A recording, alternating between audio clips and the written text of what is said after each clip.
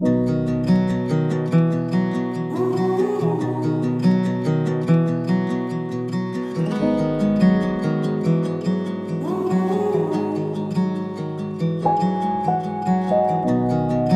be there to help you. I'll be right there by your side every time. Jeff and Sarah, when you think about today, I want you to think about the rain. I want you really to think about where we are right now and what this means.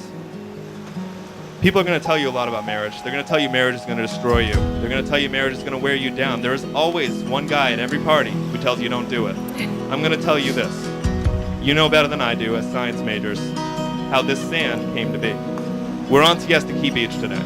As you've all noticed, this is some of the most beautiful sand in the world. It is the finest sand you can ever find. It got here through something called erosion. Millions of years, hurricanes, storms, rain, breaks down rocks, solitary, strong, but lonely, until, in the end, it's not destroyed. It's turned into pebbles, it's turned into dust, it's refined, it's transformed, it's made perfect, as you two are today. So I want you to always think about this, where you've chosen, what it means. No matter what storms come, you are becoming better together. Thank you, everyone, for coming. Appreciate it. Crazy. I've watched this young lady grow up from a little girl to a beautiful young woman. And she's beautiful on the inside and the outside. So caring, loving, nurturing. Just a super, super young lady. Jeffrey Phillip, I'm so thankful to you for loving me so unconditionally. You understand me. You truly know and love me completely, all my idiosyncrasies included. You make me laugh, even when I'm sad or I'm upset. And though you're sometimes the cause of my bad mood, you're almost always the remedy. You have helped me grow as a person in many ways. You bring out my bravery and my adventurous nature through your own fearlessness, for which I am so incredibly thankful. Sorry. I am so happy that we stand here together today. We have already weathered some rough times and basked in a lot of wonderful times over the last 10 years. I'm excited and grateful that I will have you by my side through the good and the bad in the years to come. I love you. Sarah, on this date 10 years ago, I had made the most important decision of my life. Standing outside of my dorm on that starry night, you bravely told me how you felt and asked how I did. In my heart, I knew, I can't explain why or how I knew, but I did, that if I told you how I felt, that we would be together for a long time. And in that moment, the few seconds before I answered, my mind was racing, debating in what seemed like minutes in my brain. I'm in college, you know. Do I want a long relationship? Do I want to give up this party lifestyle to be with this girl? And then when I looked up and looked into your eyes, I knew what my answer would be. It was a decision that today I know for a fact had the biggest impact of my life's path. Today's decision to marry you is an easy one. There is no battling of thoughts in my head, no debates, no anxiety of our future together, because I know that you make my life better, because you are always there for me and believe in me, because you are my best friend. I love you, Sarah. For those of you who are fortunate enough not to know me today, my name is Nico. I was Jeff's roommate in college. He was the best man at my wedding, and somehow our friendship has survived. So I met Jeff in freshman year of college. I first really got to know him at our Valentine's Day dance. I wasn't going to go there that night, and when I finally did go down there, Jeff wasn't there, but guess what? He was there for me that night, because when I went back and my room was occupied, he didn't even know me. He let me stay with him. And we bonded over such romantic Valentine's Day movies such as The Hills Have Eyes and The Descent. But that's Jeff for you in a nutshell. He is your friend before you even knew he was your friend. He is one of the best people I know. And he is always going to be there for the moments in your life.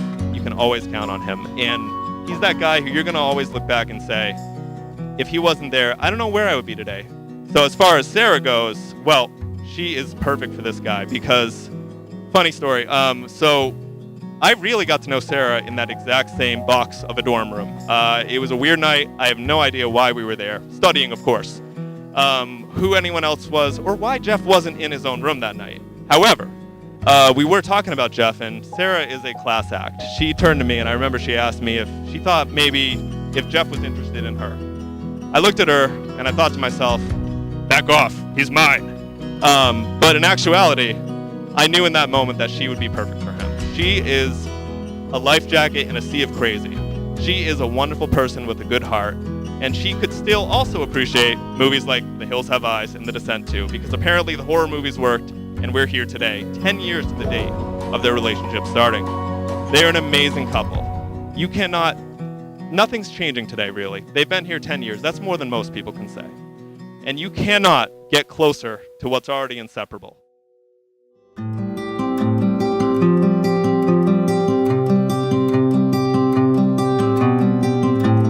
love you. I love you. You are my best friend. You are my best friend. Today, I give myself to you. Today, I give myself to you. In all the days of my life. In all the days of my life. Sarah, I love you. I love you. You are my best friend. You are my best friend. Today, I give myself to you. Today, I give myself to you in marriage. Today, Today, in all the days of my life. in all the days of my life. I'm Erin. I grew up with Sarah down the street, and she's like my sister. And Brian's like my father. But no, Sarah means the world to me. I flew here all the way from Chile. Hi, I'm Catherine. I have been friends with Sarah since we were in 5th grade. We actually started out as pen pals since we went to different schools in the same town that had a pen pal program. And then we found out that we were pen pals who actually knew each other in person because we were on the same Girl Scout troop together.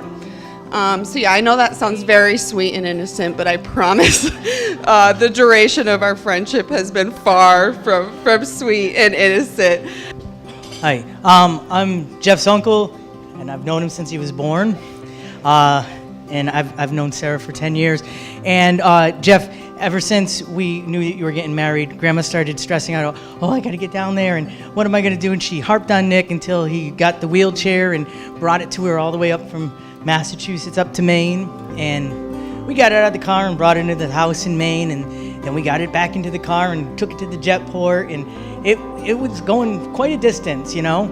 And we get to the airport, and the wheelchair's not acting right, and I'm trying to figure it out, and I look down, and wrapped around the wheel was Grandpa's blue sock. And so we knew that was Dad's way of saying, I'm here, and he wasn't gonna miss this for the world. Now, I didn't bring the sock tonight, but I do have it in my suitcase, so when you come back from your honeymoon, you'll probably find it mailed to you in a package, and that will be your gift from Grandpa. May your life be long and happy, your cares and sorrows few. And may family and friends prove faithful, fond and true. May your voyage through life be as happy and as free as the dancing waves and the deep blue sea. Really family friendly. And my personal favorite, though, is the second one, and some words by Missy Elliott.